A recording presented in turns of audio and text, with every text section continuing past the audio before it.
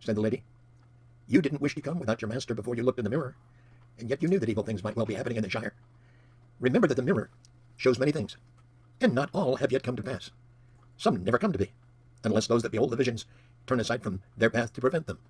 The mirror is dangerous as a guide of deeds. Sam sat on the ground and put his head in his hands. I wish I'd never come here, and I don't want to see no more magic, he said, and he fell silent. After a moment he spoke again, thickly, as if struggling with tears. No, I'll go home by the long road with Mr. Frodo, or not at all. But I hope I do get back someday. If what I've seen turns out true, somebody's going to catch it hot. Do you now wish to look, Frodo? Said the Lady Galadriel. You did not wish to see elf magic and were content. Will you advise me to look? No, I do not counsel you one way or the other. I'm not a counselor. You may learn something, and whether what you see be fair or evil, that may be profitable, and yet it may not. Seeing is both good and perilous, and yet I think, Frodo, that you have courage and wisdom enough for the venture, or I wouldn't have brought you here. Do as you will. I will look, said Frodo, and he climbed on the pedestal and bent over the dark water. And at once the mirror cleared, and he saw a twilight land. Mountains loomed dark in the distance against a pale sky. A long grey road wound back out of sight. And far away a figure came slowly down the road, faint and small at first, but growing larger and clearer as it approached. And suddenly Frodo realized that it reminded him of Gandalf. He almost called aloud the wizard's name, and then he saw that the figure was clothed not in grey but in a white that shone faintly in the dusk, and in his hand there was a white staff. The head was so bowed that he could see no face, and presently the figure turned aside, round a bend in the road, and went out of the mirror's view. Doubt came into Frodo's mind. Was this a vision of Gandalf, on one of his many lonely journeys long ago? Or was it Saruman? The vision now changed, brief and small, but very vivid. He caught a glimpse of Bilbo, walking restlessly about his room, and the table was littered with disordered papers. Rain was beating on the windows. And then there was a pause, and after it many swift scenes followed that Frodo in some way knew to be parts of great history in which he had become involved. The mist cleared, and he saw a sight which he'd never seen before, but knew at once. The sea. Darkness fell. The sea rose and raged in a great storm. And then he saw against the sun, sinking blood-red into a rack of clouds, the black outline of a tall ship with torn sails riding up out of the west. And then a white river flowing through a populous city. And then a white fortress with 7 towers. And then again a ship with black sails, but now it was morning again, and the water rippled with light, and a banner bearing the emblem of a white tree shone in the sun. As smoke as of fire and battle arose, and again the sun went down in a burning red that faded into a grey mist, and into the mist a small ship passed away, twinkling with lights. It vanished, and Frodo sighed and prepared to draw away. But suddenly the mirror went altogether dark as if a hole had opened in the world of sight, and Frodo looked into emptiness, and in the black abyss there appeared a single eye that slowly grew until it filled nearly all the mirror. So terrible was it that Frodo stood rooted, unable to cry out or to withdraw his gaze. The eye was rimmed with fire, but was itself glazed yellow as a cat's, watchful and intent, and the black slit of its pupil opened on a pit, a window into nothing. Then the eye began to rove, searching this way and that, and Frodo knew with certainty and horror that among the many things that it sought, he himself was one.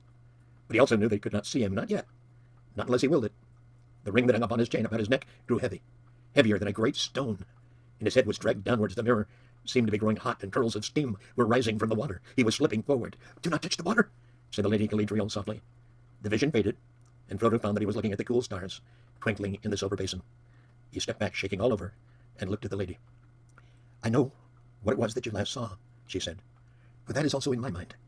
Do not be afraid, but do not think that only by singing amid the trees, nor even by the slender arrows of 11 bows, is this land of Lothlorien maintained and defended against its enemy. I say to you, Frodo, that even as I speak to you, I perceive the Dark Lord and know his mind, or all of his mind that concerns the elves, and he gropes ever to see me and my thought, but still the door is closed. She lifted up her white arms and spread out her hands toward the east in a gesture of rejection and denial. Eärendil, the evening star, most beloved of the elves, shone clear above. So bright was it that the figure of the elven lady cast a dim shadow on the ground. Its rays glanced upon a ring about her finger. It glittered like polished gold, overlaid with silver light, and a white stone in it twinkled as if the even star had come down to rest upon her hand. Frodo gazed at the ring with awe, for suddenly it seemed to him that he understood. Yes, she said, divining his thought. It is not permitted to me to speak of it, and Elrond could not do so. But it cannot be hidden from the ring-bearer. And when it was seen the eye, verily it is in the land of Lorien, upon the finger of Galadriel, that one of the 3 remains. This is Nenya, the ring of Adamant, and I am its keeper. He suspects, but he does not know, not yet. Do you not see now, wherefore your coming is to us as the footstep of doom? For if you fail, then we are laid bare to the enemy. And yet if you succeed, then our power is diminished, and Lothlorien will fade, and the tides of time will sweep it away. We must depart into the west, or dwindle to a rustic folk of dell and cave, slowly to forget and to be forgotten. Frodo bent his head. And what do you wish? He said at last. That what should be, shall be, she answered. The love of the elves for their land and their works is deeper than the deeps of the sea, and their regret is undying and can't ever wholly be assuaged. Yet they will cast all away rather than submit to Sauron, for they know him now. For the fate of Lothlorien, you are not answerable, but only for the doing of your own task. And yet I could wish, were it of any avail, that the one ring had never been wrought, or had remained forever lost.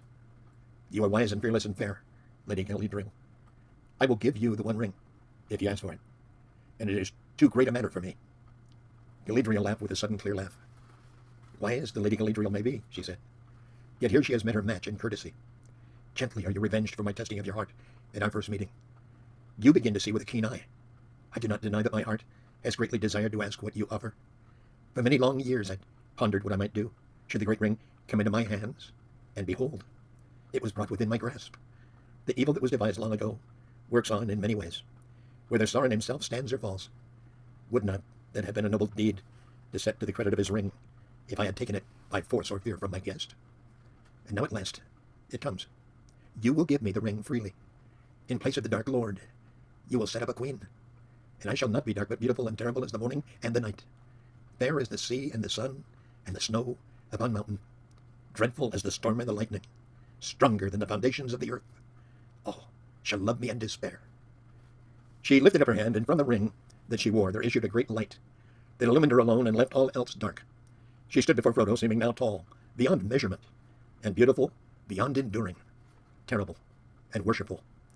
Then she let her hand fall, and the light faded, and suddenly she laughed again, and lo, she was shrunken, a slender elf woman clad in simple white, whose gentle voice was soft and sad. I passed the test. I will diminish, and go into the west, and remain Galadriel. They stood for a long while in silence, and at length the lady spoke again. Let us return, she said. In the morning you must depart, for now we have chosen, and the tides of fate are flowing. I would ask one thing before we go, a thing which I often meant to ask Gandalf in Riverdale, said Frodo.